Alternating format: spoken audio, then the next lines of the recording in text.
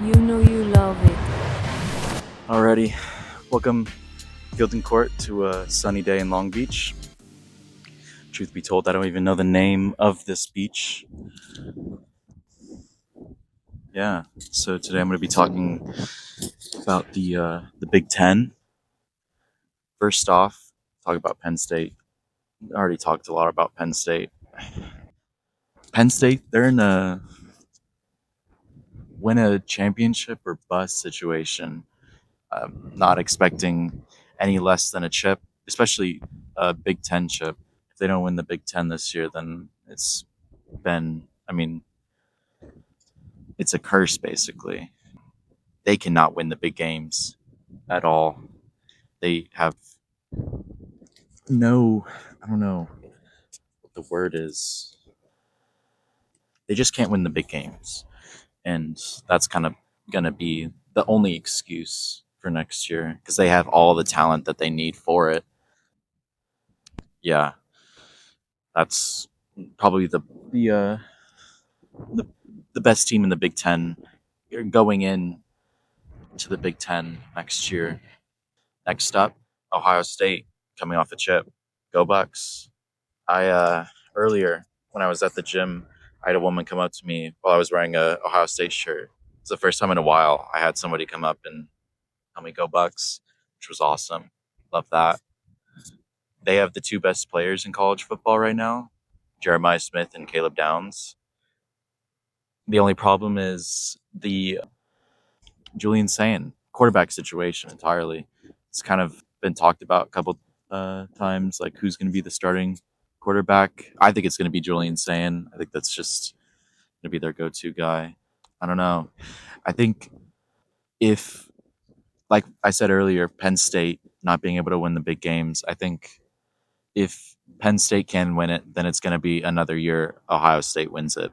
Yeah, I think Ohio State situation with the quarterback and also their defensive and offensive coordinators. The defensive coordinator for Ohio State, I'm pretty sure, went to Penn State last year. And the offensive coordinator, Chip Kelly, went to the Raiders as offensive coordinator. So Brian Hartline and, man, I don't even know the defensive coordinator for Ohio State this year, but Brian Hartline will be the offensive coordinator. Great, the best ever to have the wide receiver recruit. I mean, he has made solidified that he's the best recruiter for wide receivers.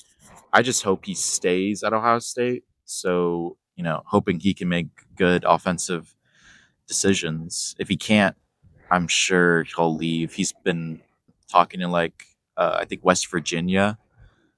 Yeah, I think Ohio State just has the coordinators and the quarterback, and then the rest of the positions are great. The defense is looking great. The skills players on offense, our O line is looking great. Yeah. Next up, Oregon, and these are in order of which ones I like rank in the Big Ten. Oregon. Oregon has that quarterback from USC. His last name's Moore, something Moore. He looked promising.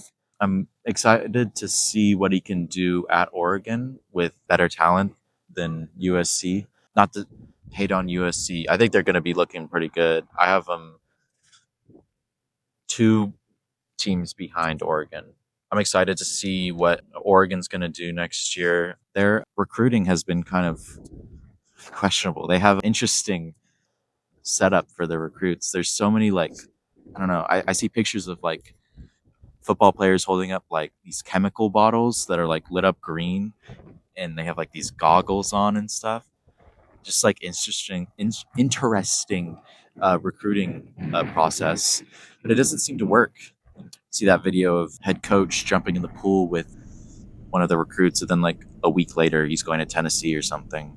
It's kind of embarrassing, but it'll be interesting to see what Oregon can do. Next up would be Michigan. Bryce Underwood. That's kind of like their guy right now, who they're putting all the chips on. Freshman quarterback. It'll be exciting to see what he can do, but I don't think it's going to be too. I don't think it's going to be what Michigan thinks it's going to be. I think it'll be good, but I think Ohio State's going to take it this year. Probably the most important game for Michigan and Ohio State fans is the game. I think Ohio State's going to take it this year. I don't think Bryce Underwood can win the game. And I don't know, they might make it into the playoffs. I'll do a deeper insight to all of these teams, talk about their schedules. This is more of like a broad, just first video. I'm looking directly into the sun. My eyes are like basically shut. Next one up is USC. USC's, I don't know, weightlifting program, their conditioning is probably the best in college football. See some pictures of some guys like from the beginning of summer to the end, and they look completely different. I mean, they are, they know how to train those guys. I just, I don't know. I don't have them higher just because USC hasn't been great in the past couple years. College football is good when USC is good, and I, I'm looking forward to USC being better. I would love to see a good USC team next year. Yeah, I'll have to do more in depth stuff for them. After USC is basically everyone else.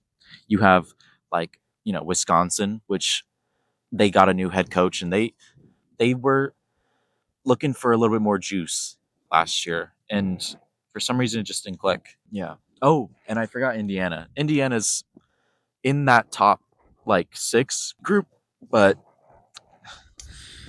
I don't know. They're the little brother of the group. Their head coach is a little annoying. Okay, so we don't just beat top 25 teams, we beat the out of them. Okay. He's an interesting guy. He makes it interesting to watch those games. Good lord. Got some pigeons around here. He's like the character of the team. So is Nebraska's coach. He's doing a lot of stuff. He's another fun coach. Got a lot of fun coaches in the Big Ten. Yeah, Ryan Day. He loves to get hyped up when people doubt him. We're proud to be from Ohio, and it's always been Ohio against the world. Penn State's head coach, if he can't win the big games this year, he's probably going to be gone. I think Penn State is kind of tired of being that little brother of the group. And I mean, they have zero excuse for that. USC's coach is a great coach. Nothing there. Yeah. And then after that, it's just Wisconsin, Minnesota. I mean, you got like UCLA with Nico, but Nico wasn't looking too promising. He did make the playoffs last year, which was great, but I don't think he has. I don't. I'm pretty sure he doesn't have that many tools at UCLA.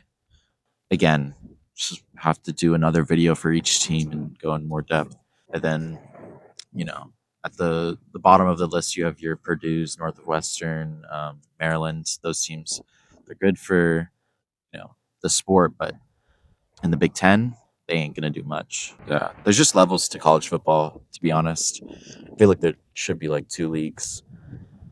I mean, there are basically two leagues, but they should have like a separate thing for the Purdue's and the Northwesterns and the Marylands, Vanderbilt. Let's talk about other conferences. The ACC sucks. You know you love it.